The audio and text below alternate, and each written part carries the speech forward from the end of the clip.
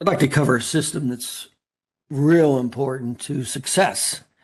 Actually, it's probably the most important or one of the most important categories to success and understanding its application. So it's called the four stages of training, and it's how to create success. And then who does this apply to? Well, it applies to the doctor. In other words, this is exactly what I use to train myself. This is how I'm able to do whatever it is that I want to do without fears and limitations holding me back. It it applies to self-training or staff training. Staff training. This becomes real important. Most doctors haven't been trained in how to train staff. So one of the questions I often get when since I've opened 77 offices in 20 states, and over 52% of those doctors were bankrupt before they came in, trained with me, and went back out. And at the end of their first year, they averaged it was 230, I believe it was 200 and what was it, 212 patient visits a week. It was what the average client doctor saw 1 year later after I opened them, after I trained them and opened them. And prior to that, they were bankrupt and went under and were unsuccessful. I brought them in. I used this training system. This is the system that I used to basically create highly successful doctors who had failed in the past. So that's the doctor staff training. This becomes really important to staff training and understanding it. Matter of fact, I train the staff in this system. So they know this is the system that we're going to use anytime we're going to learn anything. My staff knew that. And definitely the associate doctor. We have associate doctor. So there is a training method you do have to use, you have to be aware of, or again, you'll get a lot of negative feedback, resistance, and it doesn't work. And I'm surprised most doctors are unaware of this, especially with staff. They'll spend X amount of time with them, cover this or that, and then they actually think the staff should actually know it and be good at it.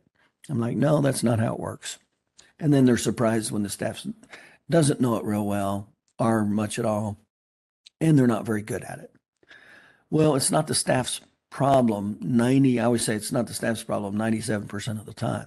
It's the doctor didn't know how to train the staff. That's what resulted in the failure of the staff, not the staff. So let's go into what we're looking at here. So we're going to be aware of four stages of awareness.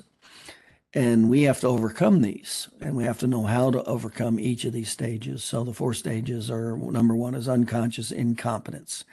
So that's when you don't even know what you don't know. So it's the worst stage to be in, and you have essentially no results because you don't even know what to do.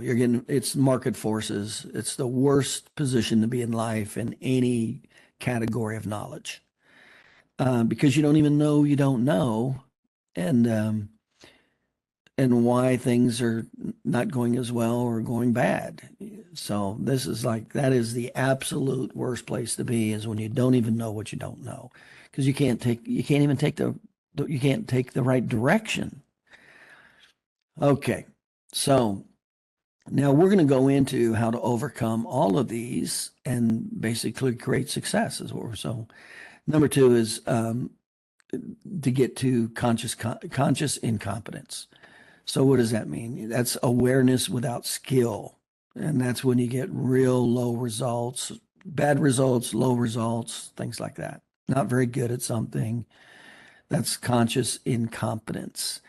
Now, the big problem that I've seen with this is doctors think because they know something, they don't have to, they think that because they know something, they have the ability to do it. And boy, there's nothing further from the truth. And I'll give you an example. I'll do a seminar and I'll do another seminar, and I'll go, "Hey, are you attending the seminar?" They'll go, "No." They go, I'm already familiar with that." I'm like, but the doctor's not doing any of it. He doesn't have the skill to do it. He's not doing it. But for some reason, the doctor thinks that he's effective at it. And he's just aware of it, and he doesn't have the skill. So there's a huge dichotomy that I've seen with doctors. Just because they're familiar with something or know something, they automatically think they have the skill level to do it. And there's nothing further from the truth than that. Now, that takes us to the next level of competence, which is conscious competence. So that's when you do get some results.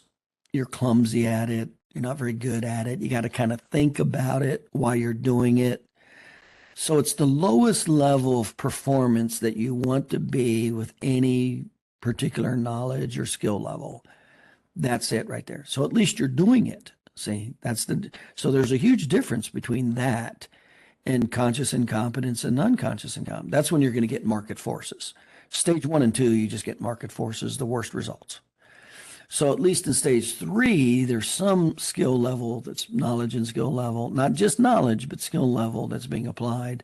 And you are getting some results, but they're essentially the lowest end of the results. So that's the good and bad about that. And then, of course, where you want to be with any particular information is unconscious competence. That's when you just know it. It's muscle memory. You don't have to think about it, and you get good results. You're good at it. You get good results. You don't have to think about it. So that's where you want to be with whatever it is you're doing, and then we'll apply this, say, to the chiropractic doctor and the chiropractic staff or the associate doctors, how we'll kind of look at this.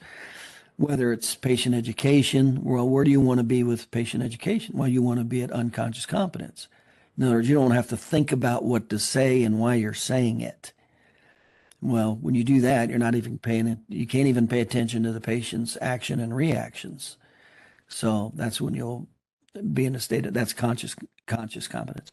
But you want to be in a position where you just know it so well and you have the skill level so well that you have good results. And now you're paying attention to the patient's action, reactions, what they say, their facial expressions, all that stuff, where you would never be able to pick up any of that if you were in a state of conscious competence.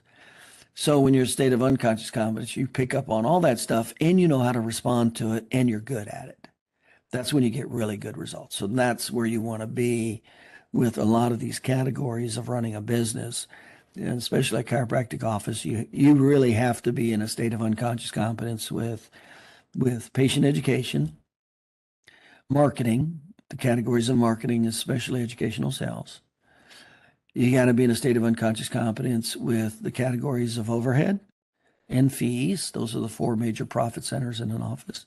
And then you have to be with how to hire, train, and manage staff. You got to be in a state of unconscious competence. In other words, you just got to know what to do, how to do it, when to do it. And how to interpret, and how to look at your systems and interpret your systems. Those are huge categories of running a business. And you have to be so good at it. You're in a state of unconscious competence. You just know it. You can do it. You don't even have to think about it. You can just go and do it. So those are major, major issues. So having said that, let's go into what does it take to get from one stage to the next, and why is it so many people fail or never get to a state of productivity or a higher level of success, skill level, or social economics? Okay. And there's definitely reasons why.